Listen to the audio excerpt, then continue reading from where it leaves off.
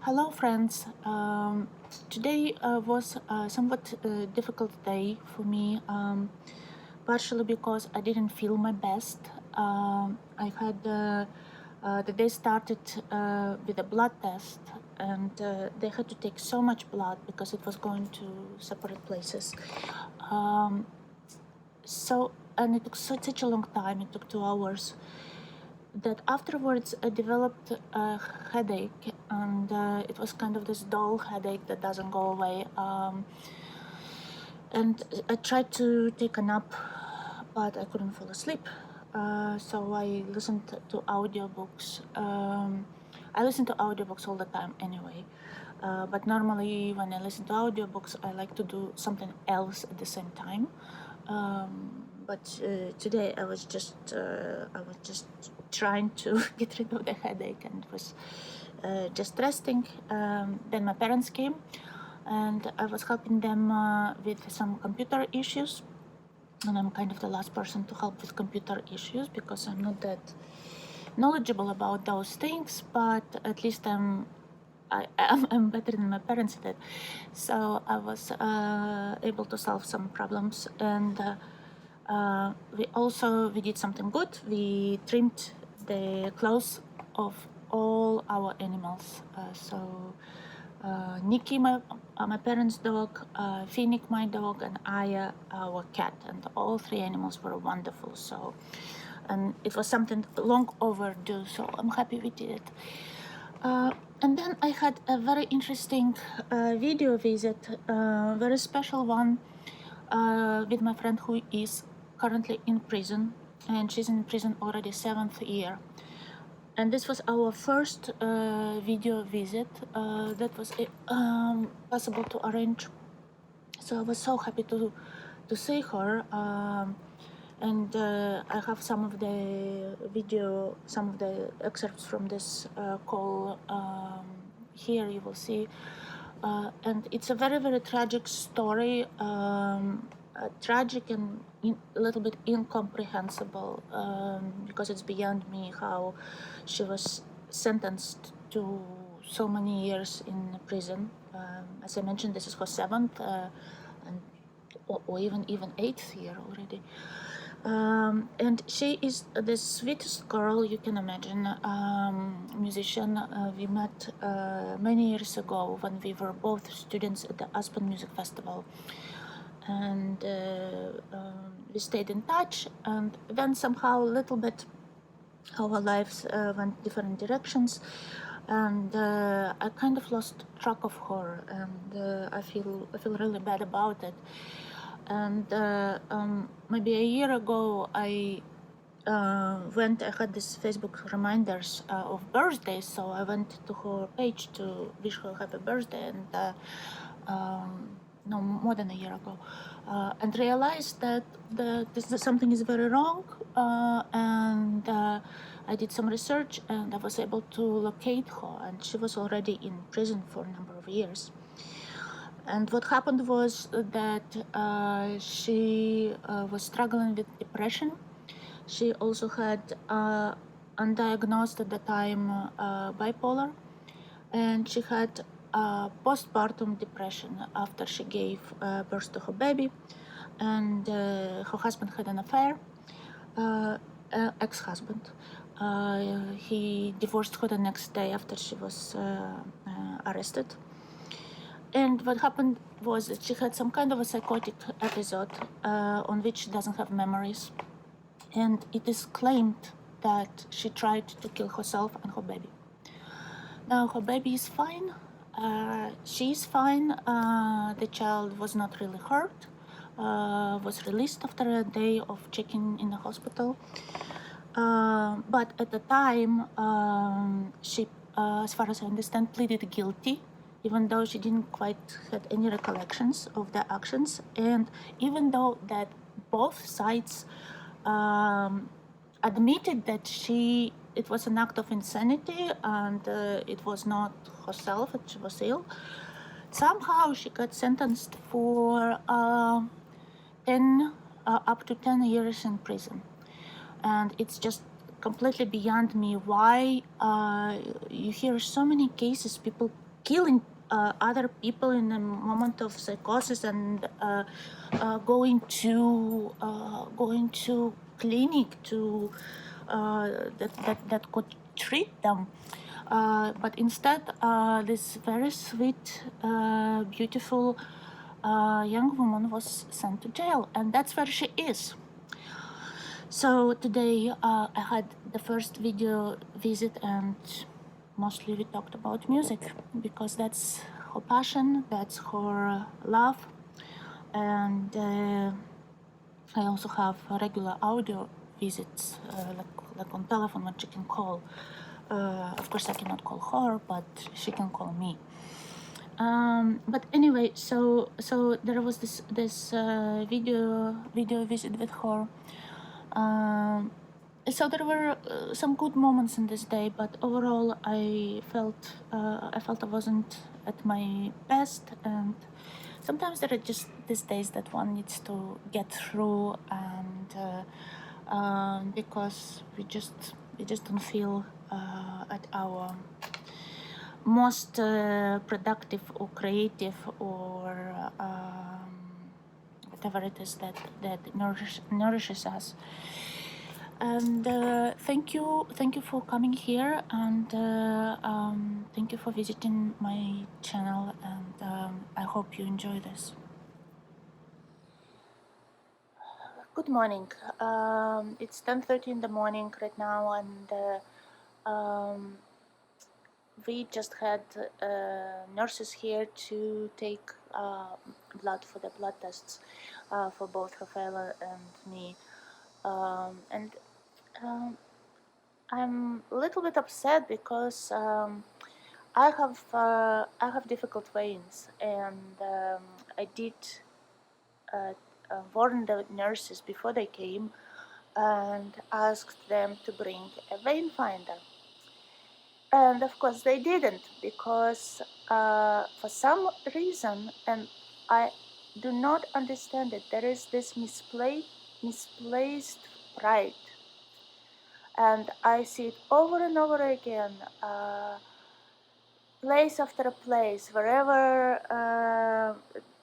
there is a place where they take blood, that nurses do not use vein finders and don't carry them and don't have them. The only place you can find vein finders is usually in the hospitals, and only if you ask for them. And even if they have vein finders, still they do not use it, even if you tell them in advance. They try to poke you several times and only then use it.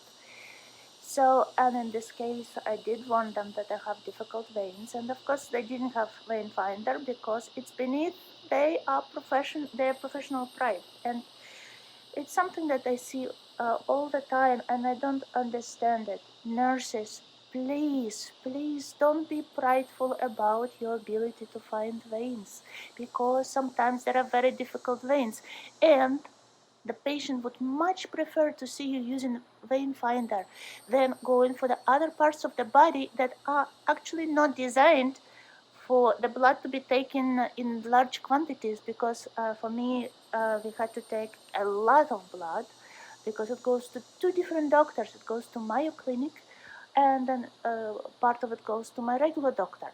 So there was a lot of blood that needed to be taken out. So they tried my elbows, were the best part, and of course the veins are deep, so they tried it. They poked me in both elbows, didn't go.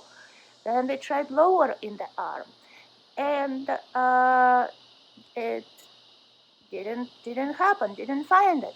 So they had to go for wrists, and now the closer it gets, the wrists and the fingers and hands for pianists is a matter of livelihood. So I do get always a little bit on edge whenever something has to be done with my hands, and of course it's not supposed to hurt, but any poking, it could be. And I know cases where musician's career was ruined because somebody took blood in the wrong way and missed the vein. I'm not sure how it happened, but somebody couldn't play for a number of years, and a very, very good performer. So they had to go for the wrists, and they would start, and of course the blood would end because those are the thin veins, and it's not enough for all the vials they had. So they poked me on each of the veins, then they went each of the wrists, then they went for the hands, and they poked me on one hand 2 times, another one 3. And actually, she was going to go for the fingers, and that's where I drew the line. I just said no.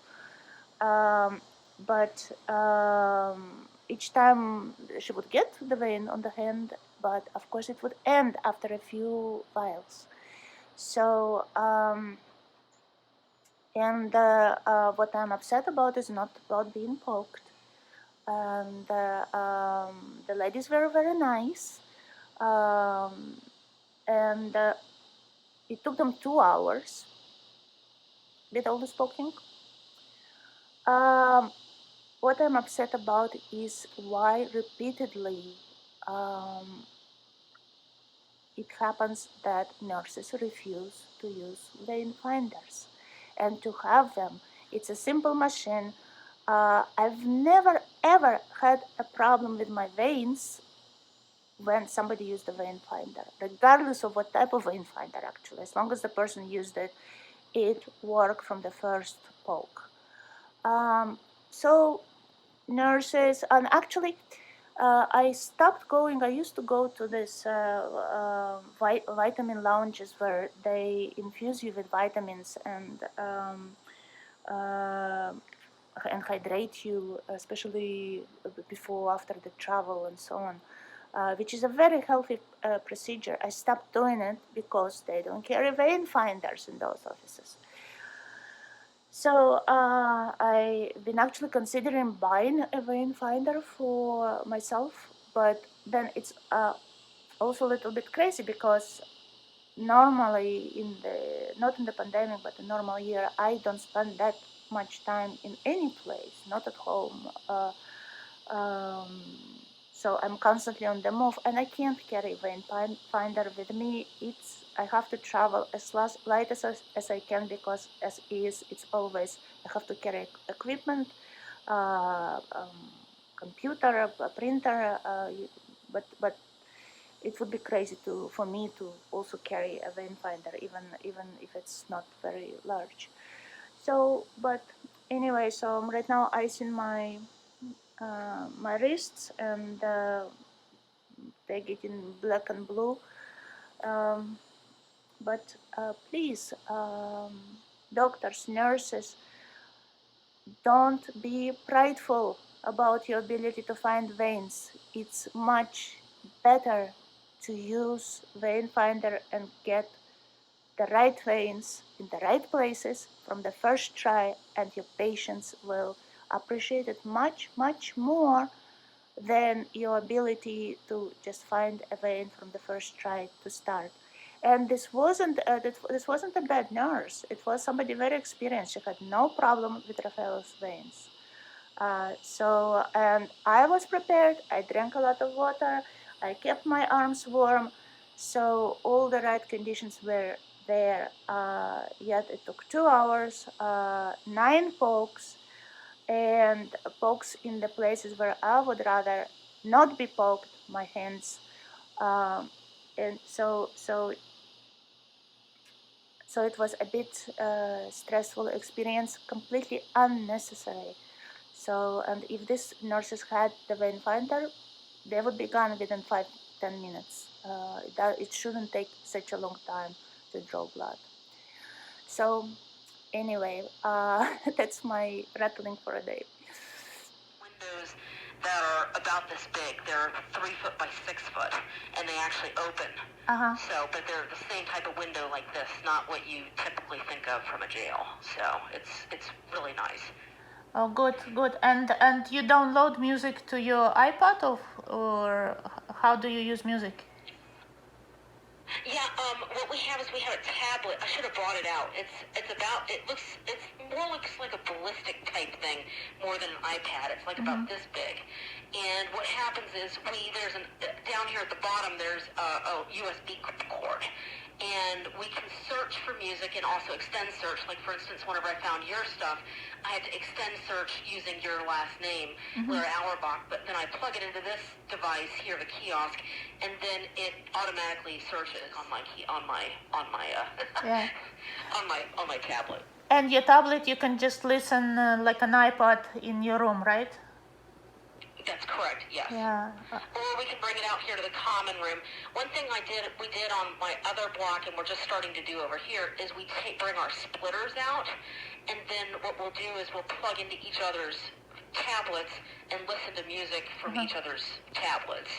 Right. So, because most people here haven't heard, like, nobody knows the Barbara Adagio for strings, and my pianist in college, Petronella Milan, has some recordings of like some Bach and Tchaikovsky, and what else does she have? It's transfigured Bach, Tchaikovsky, Mozart, and so I play things like that. They've never heard Eine kleine Nachtmusik and stuff like that. So, and on the other hand, there's stuff I've never heard from some people. So, it's a nice way to share music. So. Good. So you're educating them in classical music. And they're educating me in some, one of the most profound ones is a Christian rapper by the name of NF, capital N, lowercase f. That music is really incredible. I mean, it's just, it's something different than classical music, obviously, but it's really, raw. And that's the one thing that everybody loves talking about is music. And, we talk about music and, like, for instance, what's the piece that you're thinking of right now? What's most motivational to you? What uplifts you? Those sort of things. And, everybody, gives their ideas and opinions and stuff like that. So it's just right now, like, for instance, over at the chapel, music is at a minimum. There's, in the building that you can see behind me, Joy O'Shea lives back there. She's been the musician, she's been the pianist here for years, and she's playing piano for Catholic Mass, and then in the morning there's 2 Protestant services, but they mostly have it on video. That's what they do, and Joy does play some. Then there's a woman here who goes by the name Dog, and she leads a couple of people in the choir, but they're not having full choir right now because of COVID. So, like, Joy just did Ave Maria, with Ave Maria, and what she did is she programmed the keyboard and then she sang it. And conference recording has started. It was nice. Okay, that was strange. It was nice, but that's about all the music we have right now. Like, they don't have guitar. They only have guitar classes and keyboard classes and drum classes, and they don't have anything like that right now. So still working it up.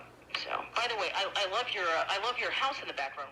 I want to thank everyone who was watching this video and other videos on my video blog. And I'm grateful to every one of you, and I hope you subscribe, that you click likes, and that you leave comments, because I'm always very curious to hear what you think.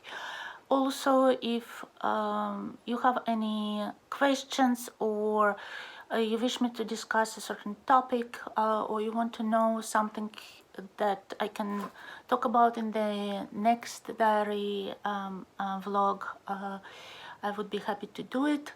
So please don't be shy. Please leave your comments and join this channel.